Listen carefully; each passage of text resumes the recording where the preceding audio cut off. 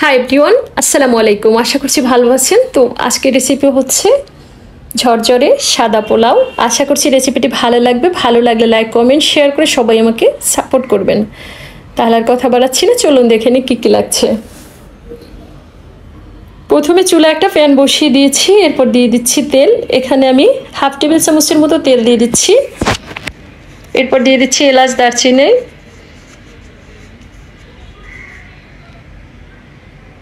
তো এটা একটা দুইটা করে দিয়ে দিবেন। এরপর দিয়ে দিচ্ছি পেঁয়াজ কুচি। তো পেঁয়াজটাকে ভেজে আমি কিছুটা পেঁয়াজ তুলে রাখবো, মানে বেরেস্তার মতো করে ভেজে আর কিছুটা দিয়ে রান্না করব। তো ভিডিওটা কেটে গেছে তাই আপনাদেরকে দেখাতে পারলাম না, তো এটুকু মুখে বলে দিচ্ছি। এখান থেকে বেরেস্তার মতো করে অর্ধেকটা তুলে নিয়ে আর অর্ধেকটার ভিতরে এখানে প্রায় 2 কাপ পোলার চাল আর কিছু মটরশুঁটি দিয়ে আর কি ভালোভাবে এভাবে 3 থেকে 4 মিনিটের মতো টেলে নিচ্ছি। যতক্ষণ না ঝরঝরে করে ভাজা হয় ঠিক ততক্ষণ পর্যন্ত ঝরঝরে করে ভাজতে থাকবো। তো আগেই বলে দিচ্ছি যে ভিডিওটা কেটে গিয়েছে, তো সে কারণে আর কি আপনাদের সাথে শেয়ার করতে পারিনি।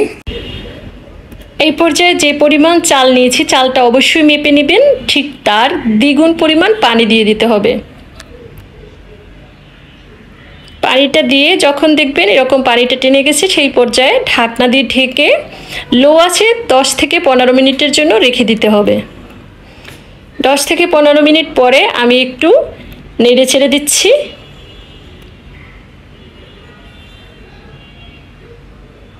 একটু নেড়ে ছেড়ে দিয়ে আবারও ঢাকনা দিয়ে ঢেকে আরও 10 মিনিটের জন্য রেখে দেব।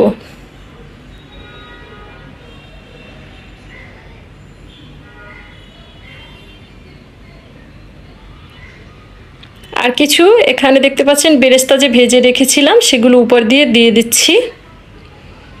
এরপর আবার ঢাকনা দিয়ে ঢেকে দিচ্ছি। 10 মিনিট পর ফিরে আসলাম। তো দেখতেই পাচ্ছেন উঠিয়ে আপনাদের সাথে একটু শেয়ার করছি কতটা সুন্দর এবং লোভনীয় হয়েছে। আশা করছি আজকের এই পোলাওয়ের রেসিপিটি আপনাদের কাছে ভালো লেগেছে। রেসিপিটি দেখার জন্য সবাইকে অসংখ্য অসংখ্য ধন্যবাদ। সবাই ভালো থাকবেন, সুস্থ থাকবেন। আজকে এই পর্যন্তই। আল্লাহ হাফেজ।